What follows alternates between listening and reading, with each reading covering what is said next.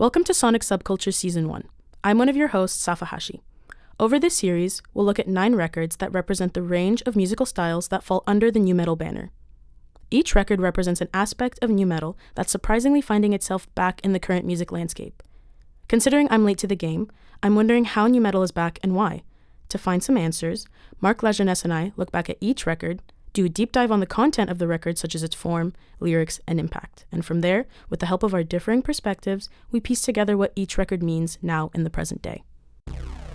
Today we're talking about Rob Zombie's Hellbilly Deluxe.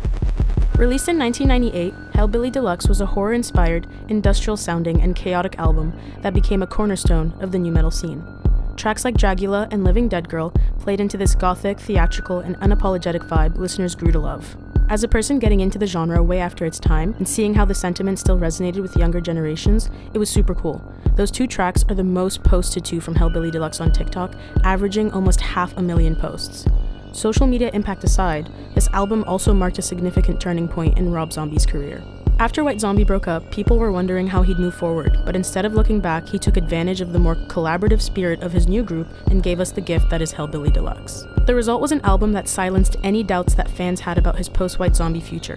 Hellbilly Deluxe wasn't just music, it was a full-blown experience. With its spook show themes and its love for horror and sci-fi seeping into his work, the album influenced everything from fashion to stage design. It felt like Zombie was telling a story with every song, making the album entertaining, dynamic, and boundary-breaking. The cool thing is, the theatrical and rebellious energy found in Zombie's album did not stop in the 90s. It's very much alive and thriving today in rage rap and alternative rap scenes. Artists like Playboi Carti, Ken Carson, and Destroy Lonely are bringing that same chaotic, aggressive, and emotionally charged energy into their music. It's a modern parallel to what nu metal accomplished back then. These underground turned mainstream rappers share a lot of the same DNA as our favorite nu metal artists. Distorted bass lines, rapid beats, and an intensity that feels almost metallic. It's like a sonic descendant of nu metal. But it's not just underground artists keeping this fusion alive. Mainstream names are branching out with metal influences found within their music in ways we didn't see coming, like Megan Thee Stallion teaming up with Spiritbox twice, or Doja Cat's nu metal remix of Say So at the 2020 MTV EMAs. It's all proof that metal's rebellion and energy are crossing over into pop and hip-hop. These aesthetics, once considered subculture, are now finding themselves into the mainstream. People online have even joked that Rob Zombie is for the girls, which I love because it shows how his storytelling and aesthetics are reaching new, unexpected audiences. Ultimately, this intersection of rebellion, identity, and theatrics is what makes nu metal and its modern counterparts, like rage rap, keep coming back. They adapt, they evolve, and they keep finding ways to resonate across generations.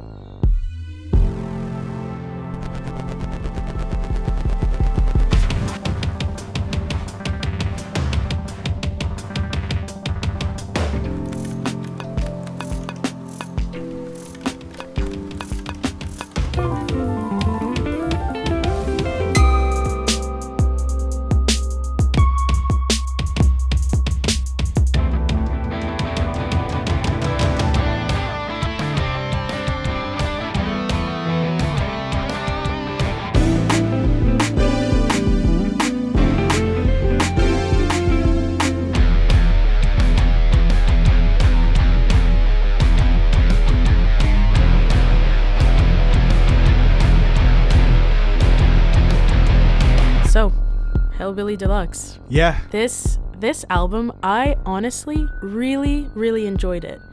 And I don't want to right off the jump say that it's one of the faves because it literally is only the second, but I was surprised at how much I enjoyed the listen. It was spooky, it was eerie, it felt very movie-esque, the vibe of the album. It made it go by so fast, which to me is good. If I'm not getting caught up in the songs, it feels like it's a good record. That's what that is for me. I think with the contrast of listening to this album right after discussing Limp Bizkit, I'm so curious as to the impact that it had on the nu metal scene. I feel like it's such a big jump, but also the impact that it had on you. What were your thoughts? What did you think at the time and as you were listening to it now? Sure. So Rob Zombie in 1998. So this record, when did it come out? August 25th, 1998. So roughly a year before Limp Bizkit's Significant Other. This record was part of a group of bands that were really doing the performance maximal thing, like Marilyn Manson, Orgy, who's kind of like an 80s throwback synth new band.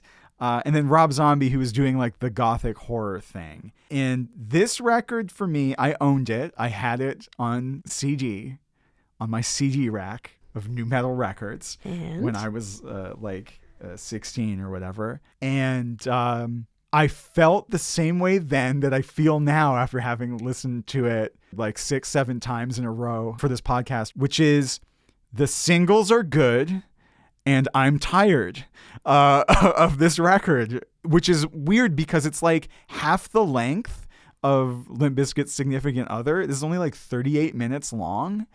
And every time I listen to this record, after track 4, which I think is Living Dead Girl, I'm ready for this thing to be done. That's so interesting to me because I really Why did you love it? What did you like about this record so much? I think it was such a good vibe. I don't know what it is. I think maybe I'm also relating it back to the artists that I love now. Like I'm thinking the alternative rap scene, like JPEG Mafia, Playboi Carti, even Lil Uzi Vert, who, interesting enough that you brought up Marilyn Manson, like that's one of his like fave artists. I think it just kind of reminded me of those people and what they like and that aesthetic and the looks of it, the makeup. So maybe that's what it was. It set it up. This is what I think you're onto here, though. This is the thing that I think this record represents. This is a nu metal industrial crossover act, not unlike Rammstein, however you say their name. I will never get it right. But this guy is really all about, 1, presentation, and 2, being branded as himself. Like Rob Zombie is a character / brand / band, right? That's what this is. And it's actually all the artists, the current artists that you just mentioned are actually probably a way better point of comparison because like, I mean, rappers even in like 98, 99 through to now are like self-branded people character acts, right? Like that's what they are. And that's what Rob Zombie was doing, which is quite a bit different than like the bands. In grunge, in rock, you had your bands and you had front people of these bands who were really popular, but really they were bands. And Rob Zombie is in this sphere a guy. He's just a dude, self-branded. And I think his entire shtick is really around let's build this as a brand. But what is the brand? So you talked about the vibes. For you, it was the vibes of this record, which is the thing I enjoyed about the record. And it's the most consistent thing. What are the vibes as you would describe them? What made it work? He's a director. Like I bring up a lot of the times, like in my notes for the movies, it feels like he's setting up every song as if it's a movie of his. Yeah. Like the samples I thought were super cool. They kind of reminded me of like MF Doom, old school like hip hop tracks. Yeah, almost every track has a sample from an old horror movie. Exactly. And like he mentions them in, like it feels like it's part of his brand. Like you said, like the fact that he's just a guy. And I think that like him setting up the scene, like I just felt like a main character in a 90s horror movie listening to it. And I think I just enjoyed the simplicity of that. Maybe, although I do enjoy listening to tracks where I have to think about life and how our politics are going and just like, you know, back to Limp Bizkit where everything kind of sucks. Maybe This, I like that it was just enjoying it, being entertained throughout the listen, kind of just going on with my aesthetic. Maybe that's like a bit darker. Like I kind of relate to some of the dyed hair and the heavy makeup a bit more. So I feel like I just kind of related maybe. Yeah, I mean that's really what the record is, right? It's purely entertainment. He's not writing songs about emotion. He's writing songs about horror movies. He's not even writing songs about fear. As just I'm going to write lyrics about the aesthetics of horror. That's what he's doing, right? I found this thesis by a person named Ryan Stamm from Western who called him a convergence-era horror auteur. In 1998, when this record came out, Rob Zombie was not directing stuff yet. Like, he wasn't a filmmaker at that time, right? This predates his, House of a Thousand Corpses and then Devil's Rejects were the two that really kind of put him on the map as a director. This is way before that. But you can see the thing he's directing on this record. You can hear the thing is like he wants to sing to you about the idea of horror that I think he actually just wants to be putting on screen. And that's what he did. He just made a horror movie record. That's so interesting. But not to scare you. It's the idea of horror. Yeah. It isn't actually scary. That's so cool because it's like he kind of takes what he is singing about, and like later on visualizes it so well. In his brain, you can kind of see how he's always thought about it, what he wants to make you feel, what he wants you to understand from the songs. Yeah. And this is the thing that I kind of want to get into, is the thing that he wants you to take away from the songs is the brand of himself. And as I was listening to this and like looking back at the cover, I was thinking less and less about like hip hop artists and that self-branding. And I was actually thinking, probably most appropriately, about the WWE superstar, The Undertaker, and how Rob Zombie effectively wrote his own hype package for his pro wrestling character, Rob Zombie, right? Like, I was looking at some of the lyrics in the good tracks of this, the singles that I thought were actually really good. And what are the choruses actually about? So in Super Beast, hey, yeah, I'm the one that you wanted. Hey, yeah, I'm your Super Beast. It's about me. Dragula, probably the biggest song. It is the biggest song off this record. It's huge on TikTok now. Dead, I am the one. You know, he's saying he is dead. He is both the dead one and the one who matters in the one. And he is the one. He's the important guy. Exterminating son. He is the son that kills?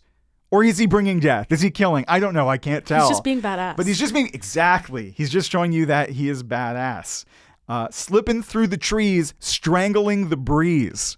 He's choking out the wind. Rob Zombie is convincing you that he is so evil that he can choke out the wind itself. This entire record is about playing up himself as the brand. And my God, it worked. It worked so well. This thing, I think, had like 15 million copies sold worldwide of this album. Wow. And I mean, Dragula, it never went away. It was played on like Much Loud. It was played on Beavis and Butthead. And it's on TikTok now. Yeah, we're seeing those numbers reflect now with over 400,000 posts to Dragula. And this is super important. There's a dance that comes with it. And if you've hit a dance trend, you've made it. Yeah. Like, you've really done the big thing, you know? Absolutely. So there is another part of this record. So part of this is Rob Zombie building his brand through the horror callbacks. And then the other thing, not unlike Limp Bizkit, and I think this is going to be a trend that we see all across nu metal, is that hard pivot, sexy horror ladies for the next 3 tracks. Living Dead Girl, Spook Show Baby, lyrics from Spook Show Baby. She's a killer. She's a thriller. Spook Show Baby. Right? Like, and so like thinking about, what is this record summed up? If you had to like think of the ideology of what this record is, if there is one, it actually is like purely commercial, but the commercialization of 2 subcultures, which is camp horror and this nu metal scene, which you can say he's industrial, but he's there. He was supposed to be on the original Family Values tour, but there's some rumors about why he didn't end up being on it. Some people were saying that him and Korn had a falling out, or that they didn't want him because he's like a Satanist, which I thought that was like part of the nu metal aesthetic anyway. So I was like, whole thing. Why would that be? But apparently not though. And this is a whole thing, which we'll get into in a little bit in a future episode on Stained. There's some deep lore about their success and their first meeting with Fred Durst. So there's that element of this, or it was that the actual cost of a single live Rob Zombie show is $150,000 for him to go on stage for like 35 minutes, because I don't know if you looked up any live performances for this. I looked at a few. I have. Rob Zombie, not the greatest live performer I have ever seen in my life. And I've got to say, the strobe lights and the smoke machine are doing a lot of the heavy lifting, right? And he's consistently out of breath. I looked at a performance from him in 1998. I looked at one from 2005. And it's the same all the way through. He cannot get through a single line. Yeah, he is struggling the whole way through. But the audience is still into it. Like, they don't even care. This is how strong he built his brand through largely this record. And the legacy that he had from White Zombie of like, he's already been legitimized as a rock star before this. Like, he didn't just come out of the blue, right? Like, he's already kind of in the hard rock heavy music scene before he does this rebrand as Rob Zombie. So this record, you put it together, it makes 3 claims across its 38-minute runtime. Number 1, I, Rob Zombie, am powerful and undead. 2, I, Rob Zombie, have watched a lot of horror movies, and that is cool. Come rock out with me. 3, I, Rob Zombie, am sexy and attract sexy women through my powerful undead power and my horror bona fides. That's perfect. That's all this record is. And number 3, I think, is the main thing that's coming back today, because with Living Dead Girl, it also has almost 100,000 posts on TikTok. Yeah. And the most commonly used lyric that's lip synced is, "Who is this irresistible creature who has an insatiable love for the dead?" And it's a bunch of like hot goth girls with like super cool makeup and super cool clothing, similar to Chucky's Bride, right? Which, you know, that makes sense that it would be that. And they're just like looking good and lip syncing, and you feel sexy because Rob Zombie is like, I am sexy. Yeah. Like you kind of feed off that energy a bit, and that's what we're getting in these TikTok posts. Yeah, and it's super cheesy, but also, so at the end of it, I was like, new metal does have this thirst element that, at least in the first 2 records we've looked at, and I hope this goes away a little bit, and I think it will in the future, but it's really cheesy. It's a sad kind of thirst. But Rob Zombie, he sang it into existence. Yeah. Like he made that last claim true, and it's held up over 25 years somehow. I think we like the cheesy. Like I personally, I'm not here to speak for all of Gen Z, but in the media, like we consume the books, the movies, the music that is made now or that we're listening to from back in the 90s, we kind of love the pathetic, like the patheticness of it sometimes. Like I think about the trends now, we're all about limerence and yearning and lingering. And although this doesn't seem like it's directly fit into that, but like this idea of, I don't know, just like being pathetic and kind of being really into yourself and just the theatrics of it just kind of works for what we like, I feel like. Yeah, it worked then. And like, unlike with some other new metal acts too, Rob Zombie didn't disappear, right? But he continued to legitimize his brand by making the horror movies may not be to your taste, much like this record isn't really to my taste outside of the singles, but you can't deny that he's working in both mediums effectively and has managed to build a lot of brand loyalty through the Rob Zombie brand, right? Like he's done a really effective job there. So I want to talk a little bit about this in terms of where it existed counterculturally in 1998, because compared to 2024 music standards, right? If you haven't seen Rob Zombie and you're listening to this, do like a quick Google of Hellbilly Deluxe and just look at the way he looks on the cover. He's not scary.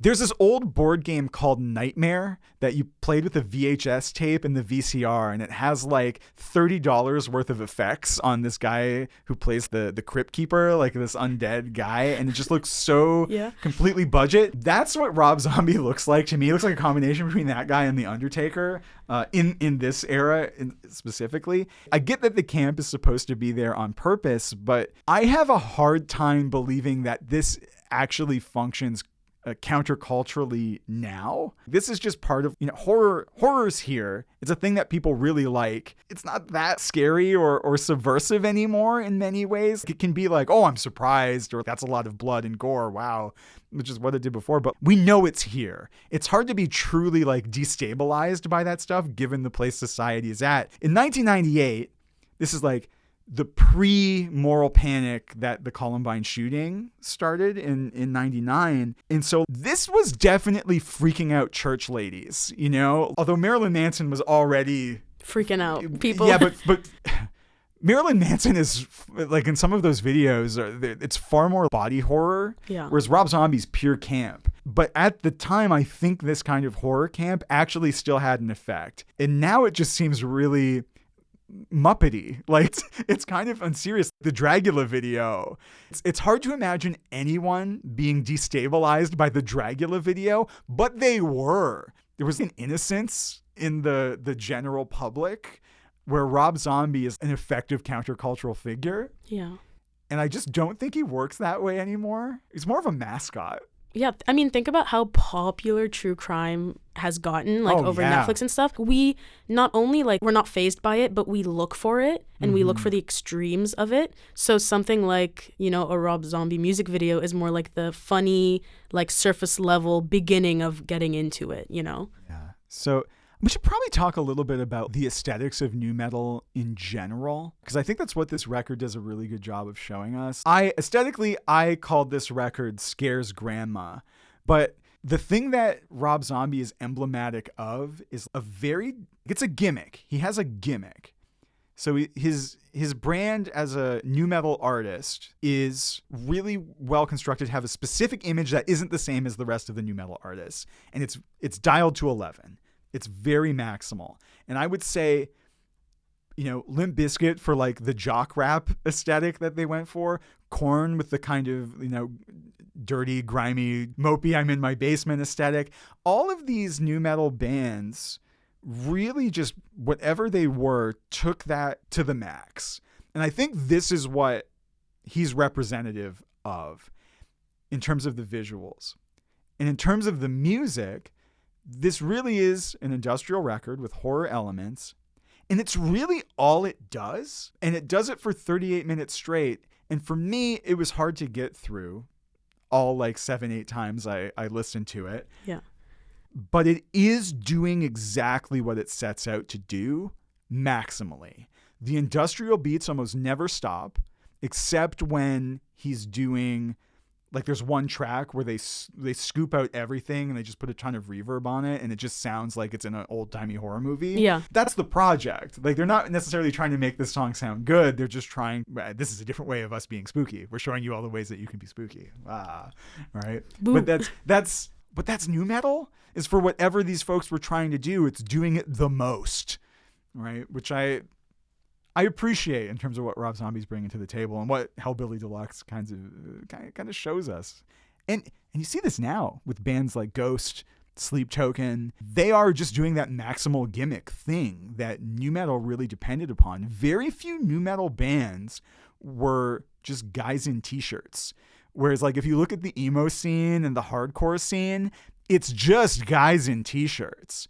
All the nu metal bands had a look that was pretty specific, and even ones that you might associate with being slightly more normal at a glance, like System of a Down or something. Not really. They had eye makeup.